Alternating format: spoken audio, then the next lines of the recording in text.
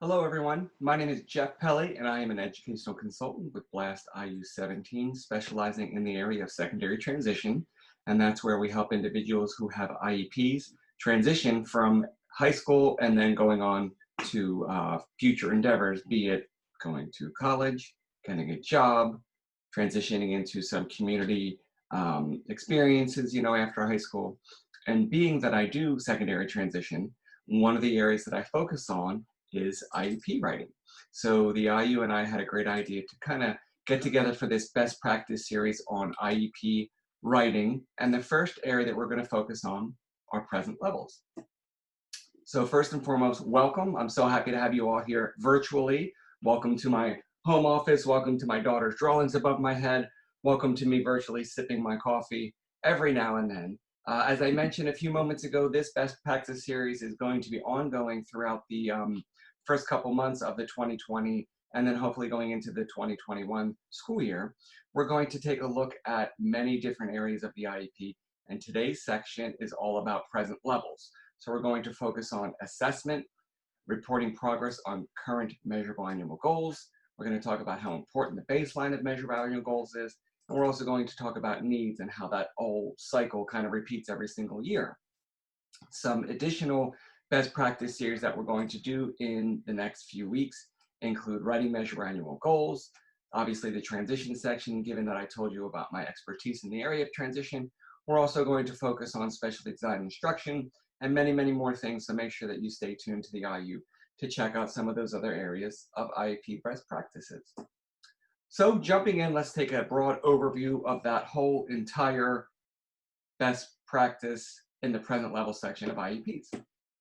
So the IEP stands for the Individualized Education Program.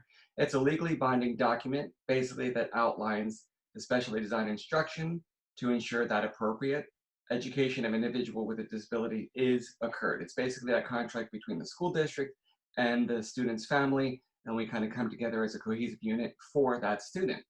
Essentially, that contract makes sure that that kiddo who has those unique needs gets the services that they need, and it's used for individuals who have a disability between the ages of 3 and age 21, if applicable. The IEP is required to be reviewed annually, but can be reviewed at any time and revisited any time, be it both parties. The parents can request that, the family can request that, as long as we're moving forward and making some great changes for that student. So the sections of the IEP, we have dates and demographics. We have section 1, which are the special considerations. Section 2, what we're going to focus on today, present levels. Section 3, the transition services section. Section 4 talks about participation in assessments. Section 5 are the goals and objectives. Section 6 talks about special education related services, any type of supplementary aid and services, and also any modifications that the student may need. Section 7 talks about educational placement, and Section 8 talks about Penn data reporting. All of these sections will be covered during our best practice module series here at the IU.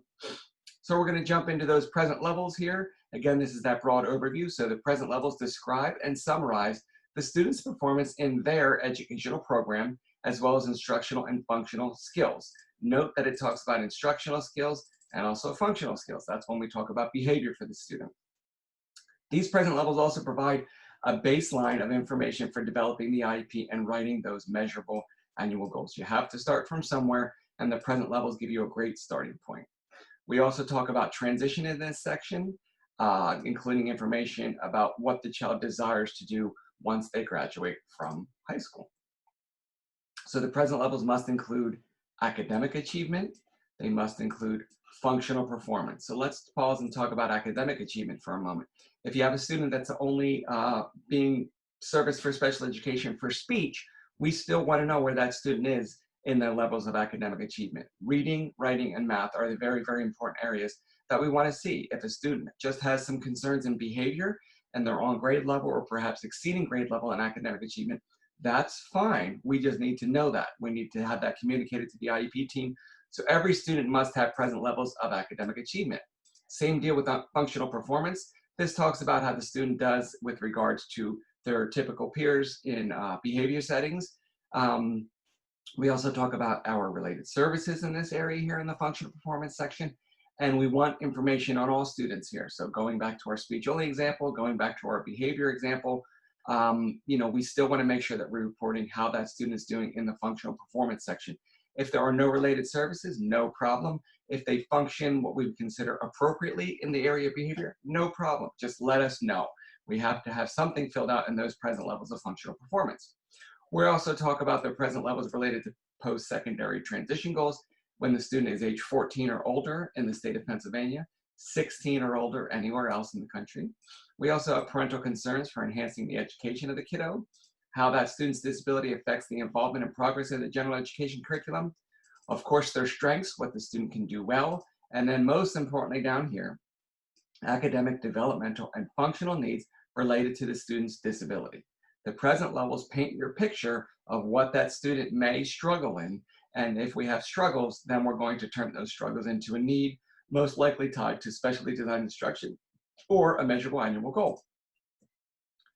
Moving forward here with present levels of academic achievement, we touched on this a few moments ago, how the student performs in the general education curriculum, the student's progress related to their peers' progress, and also state-approved grade level standards. So if we talk about our students that take the PSSA, that take the PASA, that take the Keystones, we want to know how they're doing on those, what their current instructional levels are, description of how they complete work, maybe some classroom strategies, interventions that have been successful, maybe some that have not been successful. Again, this IEP is almost like a roadmap for that student.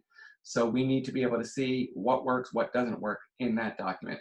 We also want to see making sure that we list progress on those current goals and new goals, always starting with what we call a baseline. Remember, we have to start from somewhere. Taking it a step further, functional performance, we talk about the description of the classroom performance in terms of behavior. We can also have something called a functional behavior assessment if that student's learning impedes themselves or the others. And we also can have current functional levels, strengths, needs, in terms of daily living activities, abilities to access public transportation, social emotional learning skills, and also safety awareness, as well as those ever important related services. So when we talk about present levels related to post-secondary transition goals, this is the area where we're going to focus on three specific areas: education and training, employment, and independent living. Those are the areas that the student are most likely going to go on when they graduate high school. We want to make sure that this area is heavily assessed. We need to have evidence of assessments every year, and these assessments can be both formal and informal. And again, more on this in a future episode. We also have parental concerns for enhancing the education of the student, making sure that those parents have a voice. After all, this is their child. Many, many times us educators try to get in touch with parents, and sometimes they're not able to get back in touch with us.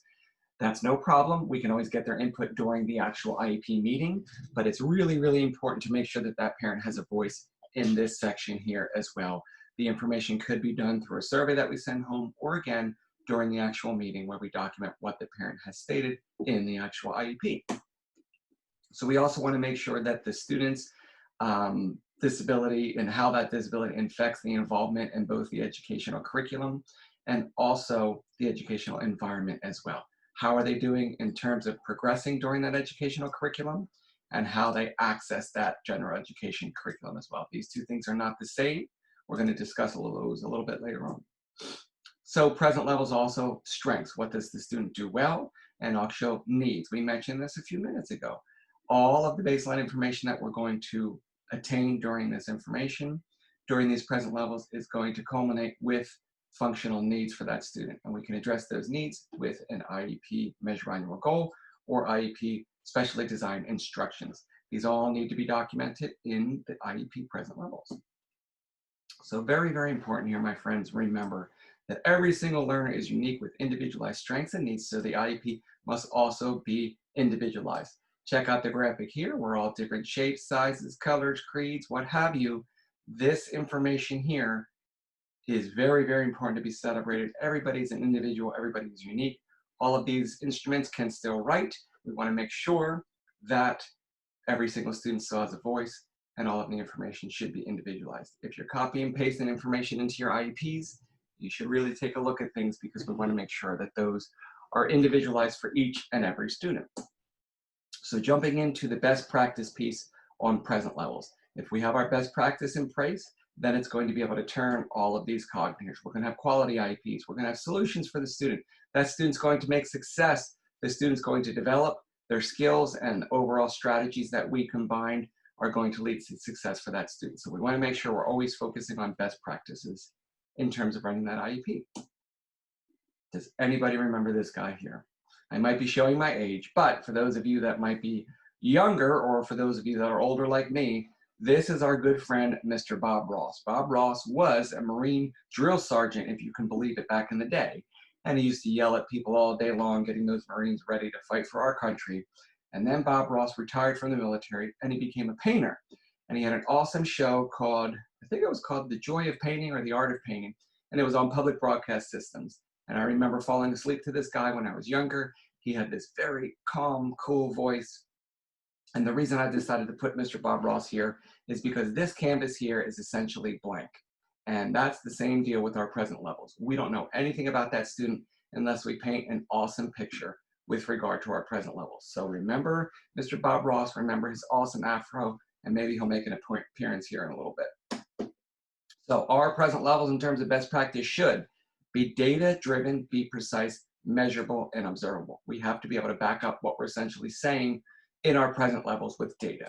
We have to address each post-secondary transition goal area if applicable, and again, that starts at age 14.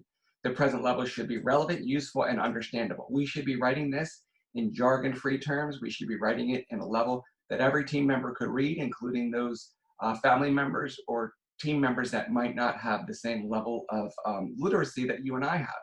So we have to make sure that we're not using a whole bunch of gobbledygook. We want to make sure that the levels are going to be very, very clear and understandable.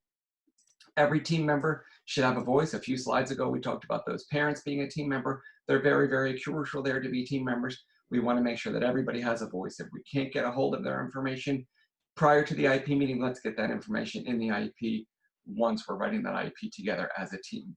We want to make sure that the effect of the disability on performance is mentioned, and of course, identifying strengths and prioritizing needs. So we want to make sure that we include input from our general education teachers. We just spoke about those team members there. I've been an educator for 20 years. I've had situations where I've tried to get in touch with those general education teachers, and everybody's very busy, and sometimes it's a little bit difficult. You can't get in touch with folks. That doesn't mean that our information should not be shared in the IEP. Make it your best effort to get information, even if you're passing on the hallway, having a conversation in the teacher's lounge, get that information documented, get in the IEP. We want to make sure that we're talking about effective specially designed instruction. Take, for example, if we have a student that is an 8th grader and we're still talking about specially designed instruction that we used in kindergarten, chances are that specially designed instruction may have changed, and we need to be able to address some of those changes. What is working, what is not working? If it's not working, get it out of the IEP and get the stuff that's working in that IEP. Basically, we want to guide that development of the IEP of goals and objectives by listening baseline. Again, I've said it multiple times during this short presentation, you have to start somewhere.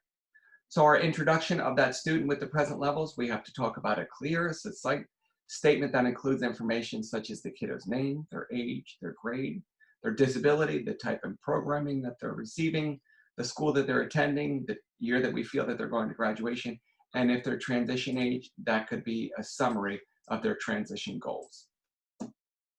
Then we're going to start to break down our present levels. We can have information from an evaluation or reevaluation report, if applicable. You're not the school psychologist. You're not going to rewrite those findings. You're basically going to cut and paste and slice and dice some of the important areas from the eval and the reevaluation. We also want to include some recent assessment information from a variety of sources. We want to make sure that we're focusing on reading, writing, math, behavior, and of course, those related services. We want to make sure that we're listing and showing progress towards the current goals.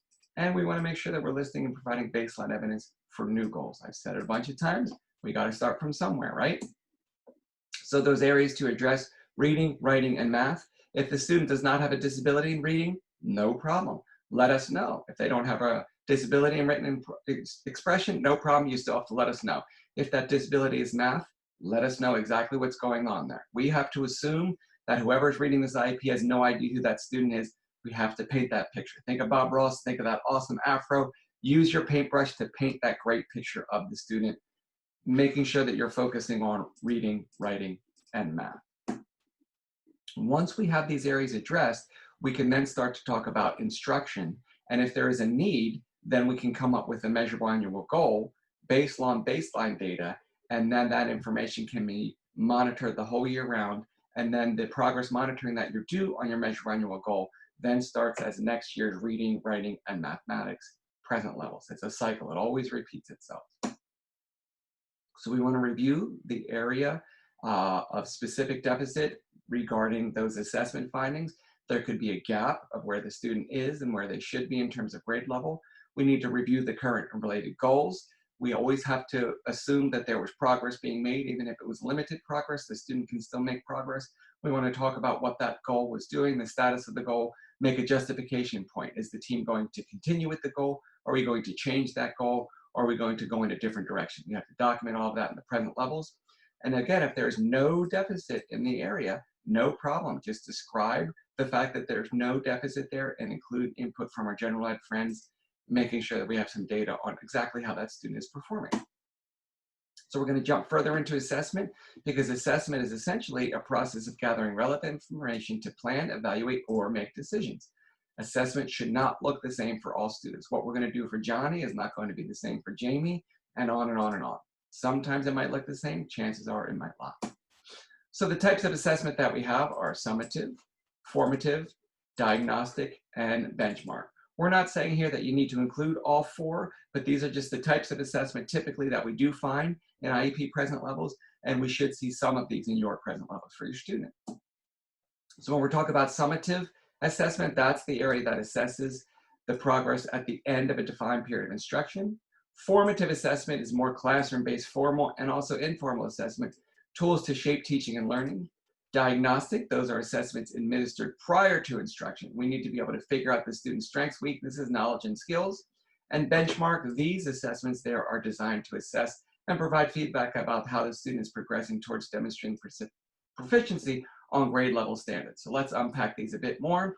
So if we're talking about formative, summative, diagnostic, and benchmark, something like our PSSAs here in Pennsylvania, summative. A foresight assessment, that would be benchmark.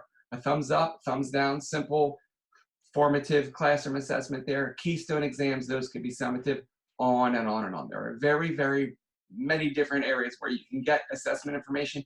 Don't reinvent the wheel. A lot of this is assessment information is already in your students' files there. Grab that information, include some classroom stuff.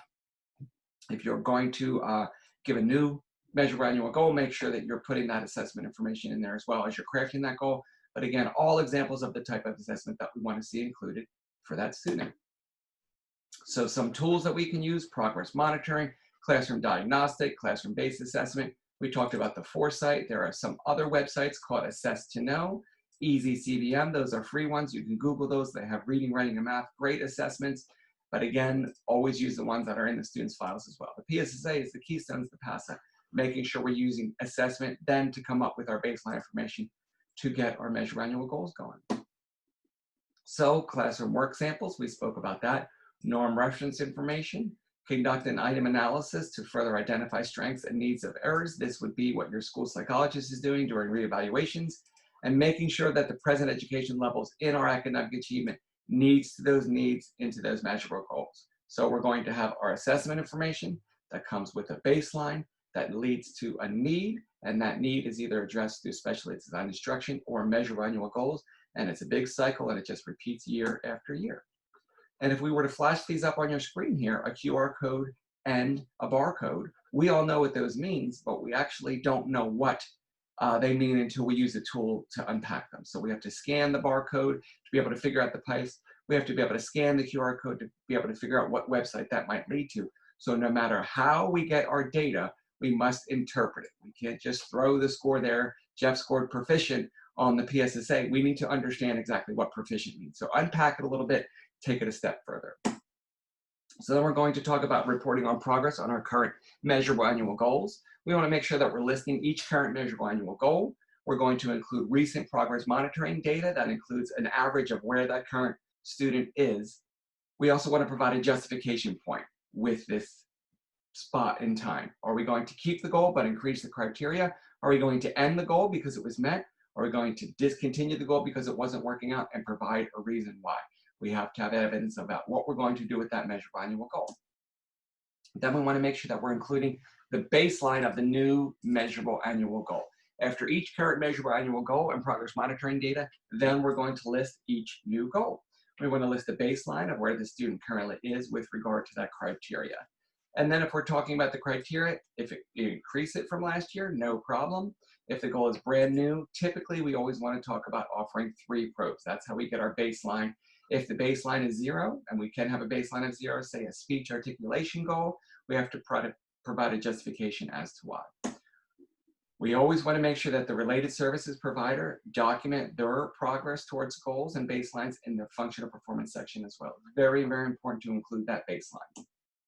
So this is what we were waiting for. This is what it might look like in the actual present level. So if we're talking about a student who had a previous social skills goal, we're going to say that the student will, this is essentially copying and pasting the goal. The student will state, list, or demonstrate non-positive pre-taught social strategies that are age appropriate according to their chronological age, needed to increase positive social interactions with their peer group during instruction and instruction times 3 out of 5 times during emotion support sessions for 3 consecutive weeks.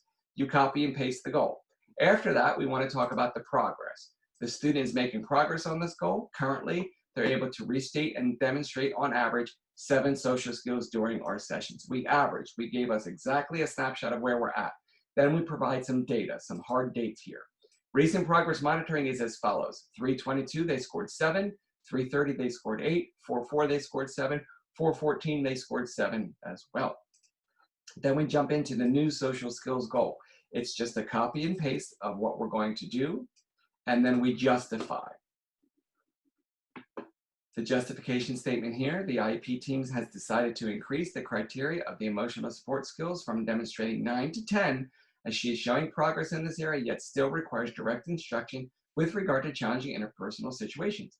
The new social skills goals will read as follows, and then you simply just copy and paste the goal. So we're talking about the current goal, the progress monitoring, a justification point about what we're going to do, a baseline, and then we're going to list that new goal. Those are the steps that we want to be able to see in those present levels. This is an example of what it might look like in the actual IEP. Our IU utilizes the DART system, so this is what it looks like in DARTs. And we also want to make sure we have that general education teacher input. Again, tracking down those general education teachers, even if it's a conversation that you can document yourself in the hallway, making sure that they're a part of this IEP team as well. We have some other considerations each and every year. We want to make sure that we're looking at assistive technology, accessible instruction materials. You can always check Patent's website, and also talking about specially designed instruction that works or may not work for that student. Always making sure we're checking that each and every year. Functional performance section, we spoke about that a few minutes ago there. If we have behavior concerns, we might have a functional behavior assessment. We can also talk about our daily living skills, our social skills, self-advocacy, and then related service providers, speech, OT, PT, and again, making sure these individuals are including progress towards their goals as well. Executive functioning, taking that a step further, we can talk about the student's organization, their time management, their planning, their social awareness, how they sustain attention, perhaps during a Zoom training that I'm trying to offer you, here virtually. Sometimes it's tough to sustain attention, but we're doing our best, right? We want to make sure that we're listing all that in the functional performance section. This is a graphic that really, really hits home and can really, really let us know how the present levels act, because we have our academic skills, our functional skills, post-secondary transition skills if applicable, the input from the parent, all IEP team members, how the disability impacts the involvement in general education and curriculum. We want to make sure we have our information on our goals and objectives. All of this information gets funneled and it filters down to 2 things: what the student does well and what the student needs support with, okay? The strengths, we want to make sure that we're documenting those, and the needs are either going to turn into a measurable annual goal or into specially designed instruction. That's the whole process there. So our strengths and needs. Think about what we have written and answer the important questions. What does the student go well? What does the student need support with? Remember, your needs will drive these measurable annual goals. This is considered IEP alignment. The state likes to look for a common thread that goes through the IEP, making sure our present levels are aligned with our needs, that are aligned with measurable annual goals, that are aligned with specially designed instruction. It all needs to be taken with these loose ends and straight and narrow going so that the IEP is considered aligned. After performing any type of assessment and we interpret that data and we list progress, then we're going to determine what those needs are. Remember again, our needs drive those measurable annual goals. List only needs that equate to goals in this section. Other needs that relate to specially designed instruction, those are going to go under functional performance. So if the student has 3 measurable annual goals, then in the needs section of the present levels, they're going to have 3 needs. We always like to list these needs in a bulleted fashion. So if I had a reading fluency goal, it would say Jeff needs to increase his reading fluency. If I had a math computation skill goal, Jeff needs to increase his ability to solve math computation skills. We always want those in action statements. We don't have to copy and paste the goals in that needs section. And that's the picture we were looking for, my friends. This is our buddy, Mr. Bob Ross. We took that blank canvas of our present levels. We took our time. We made sure that we documented assessment information. We made sure that we looked at our measurable annual goals. We talked about our progress towards those goals. If it was a new goal, we listed a baseline. And we put all of that information that basically came up with strengths and needs, and we painted a beautiful picture for that student, just like our buddy Bob Ross did all those years ago. That's essentially how we do our present levels. We want to make sure we're painting our pictures, paint our happy little trees, as Mr. Bob Ross said, making sure that we document exactly where that student is and where we want them to be. So some supporting documents that I have for you all here, and I want to thank you for listening to my talking Brady Bunch head here, as I call it, because sometimes it is tough to convey this information over a recording. So I wanted to make sure that we passed on some supporting documents for you. So if you visit this URL right here, we're going to give you a second to get that down. I'll take a sip of coffee while you're writing that down.